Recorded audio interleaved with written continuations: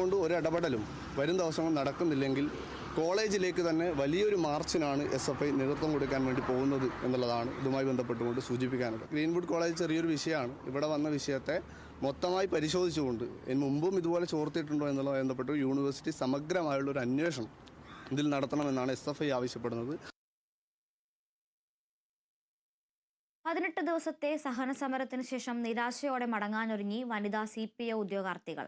സർക്കാരും പാർട്ടി നേതാക്കളും തങ്ങളെ ആക്ഷേപിച്ചെന്നും ഇനി ഭരണം കിട്ടിയാലും ആരെയും പറഞ്ഞ് പറ്റിക്കരുതെന്നും ഉദ്യോഗാർത്ഥികൾ. കാലാവധി അവസാനിച്ചതോടെ ഹാൾ ടിക്കറ്റും റാങ്ക് പട്ടികയും സെക്രട്ടേറിയറ്റിന് മുന്നിലിട്ട് കത്തിച്ചു കളഞ്ഞാണ് ഉദ്യോഗാർത്ഥികൾ സമരം അവസാനിപ്പിച്ചത്.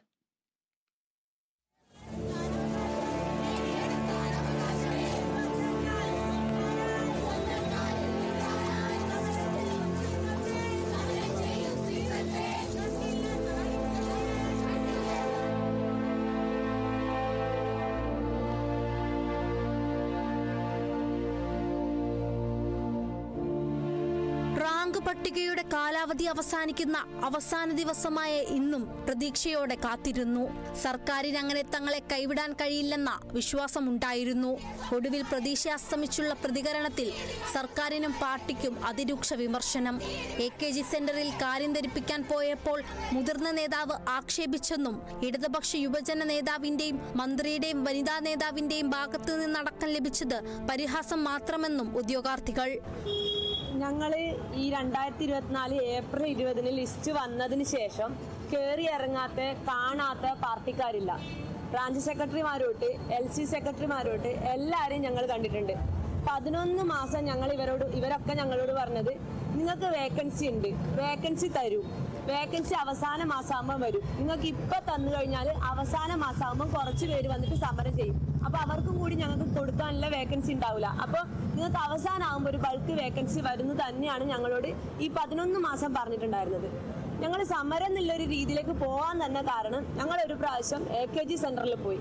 AKG സെന്ററിൽ ഞങ്ങൾ കണ്ണൂരിൽ നിന്നാണ്, എനിക്ക് തോന്നുന്നു കഴിഞ്ഞ മാസം 18-ാം തീയതിയാണ് ഞങ്ങൾ AKG സെന്ററിൽ പോയത്. അവിടുന്ന് ഒരു നേതാവ് ഞങ്ങളോട് പറഞ്ഞത് എന്താണെന്ന് വെച്ച് കഴിഞ്ഞാൽ, ഞങ്ങൾ സാറിനോട് കയ്യും കാലം പിടിച്ച് ഞങ്ങൾ കരയുന്ന സമയത്ത് സാറിനോട് സാറ് വേറെ വഴിയില്ല, ഞങ്ങൾ സമരമെങ്കിൽ അവസാനം ആ ഒരു രീതിയിലേക്ക് ഞങ്ങൾ പോകുമെന്ന് പറഞ്ഞപ്പോൾ ഞങ്ങളോട് പറഞ്ഞത്, നിങ്ങൾ റോഡിലിറങ്ങി എണ്ണ ഒഴിച്ച് ആത്മാഹൂതി ചെയ്തു കഴിഞ്ഞാലും മരത്തിൽ നിന്ന് കയറി താഴിലേക്ക് തുള്ളിയാലും മരത്തിൽ കയറ് കെട്ടി തൂങ്ങിയാലും പാർട്ടിക്ക് അതൊരു പ്രശ്നമല്ല എന്നാണ്.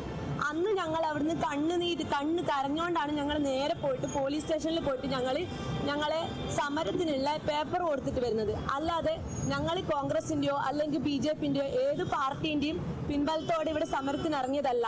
ഞങ്ങളെ ആവശ്യത്തിന് വേണ്ടിയിട്ട് ഞങ്ങൾ ഇറങ്ങിയതാണ്. ഞങ്ങളെ പറഞ്ഞു പറ്റിച്ചത് കൊണ്ട് മാത്രമാണ് ഞങ്ങൾ ഇറങ്ങിയത്. ഉപ്പുകല്ലിൽ നിന്നും മുട്ടിലിഴഞ്ഞും കയ്യിൽ കർപ്പൂരം കത്തിച്ചുകൊണ്ടുമൊക്കെയായിരുന്നു സമരരീതികൾ. കാലയളവിൽ നിരവധി തവണ ശ്രമം നടത്തിയെങ്കിലും ഒരു തവണ പോലും മുഖ്യമന്ത്രിയെ നേരിട്ട് കാണാൻ കഴിഞ്ഞില്ലെന്ന പരാതിയുമുണ്ട്. ഇനി ഭരണം കിട്ടിയാലും ആരെയും ഇത്തരത്തിൽ പറഞ്ഞ് പറ്റിക്കരുതെന്നും അപേക്ഷ.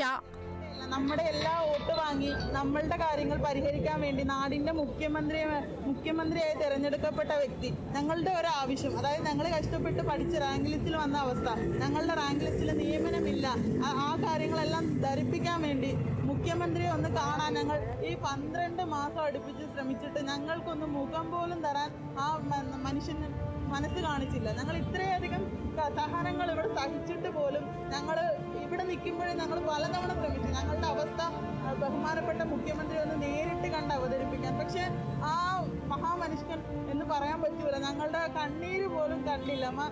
സമരത്തിലിരുന്ന 3 പേർക്കുൾപ്പെടെ 45 പേർക്ക് ഇതിനിടയിൽ അഡ്വൈസ് മെമ്മോ ലഭിച്ചതാണ് ഏക ആശ്വാസം. 900-ലധികം ആളുകളുടെ റാങ്ക് ലിസ്റ്റായിരുന്നു പ്രസിദ്ധീകരിച്ചിരുന്നത്. ഇതിൽ 265 പേർക്ക് മാത്രമേ ഇതുവരെ നിയമനം നൽകിയിട്ടുള്ളൂ. കൂടുതൽ നിയമനം ആവശ്യപ്പെട്ടായിരുന്നു ഈ സമരം. കാലാവധി അവസാനിച്ചതോടെ ലിസ്റ്റിൽ ഉൾപ്പെട്ട വനിതാ CPI ഉദ്യോഗാർത്ഥികൾ റാങ്ക് ലിസ്റ്റും ഹാൾ ടിക്കറ്റും ഉൾപ്പെടെ കത്തിച്ചുകൊണ്ടാണ് സെക്രട്ടേറിയറ്റിന് മുന്നിലെ സമരം അവസാനിപ്പിച്ച് മടങ്ങുന്നത്.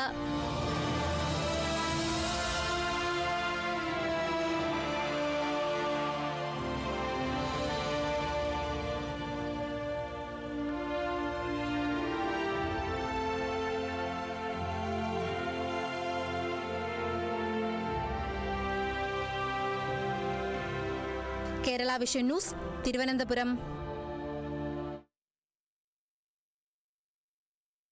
SC റാങ്ക് ലിസ്റ്റിൽ ഉൾപ്പെട്ട എല്ലാവർക്കും ജോലി എന്നത് നടപ്പാകുന്ന കാര്യമല്ലെന്ന് LDF convener TP Ramakrishnan. Trade union ശൈലിയല്ല ഈ സമരങ്ങളിൽ കാണുന്നത്. റാങ്ക് ലിസ്റ്റിന്റെ വലിപ്പം കുറയ്ക്കാൻ സാധിക്കുമോ എന്നത് പരിശോധിക്കപ്പെടേണ്ട വിഷയമാണ്. ലിസ്റ്റിൽ ഉൾപ്പെട്ട എല്ലാവരെയും തൃപ്തിപ്പെടുത്താൻ സാധിക്കില്ലെന്നും TP രാമകൃഷ്ണൻ പറഞ്ഞു.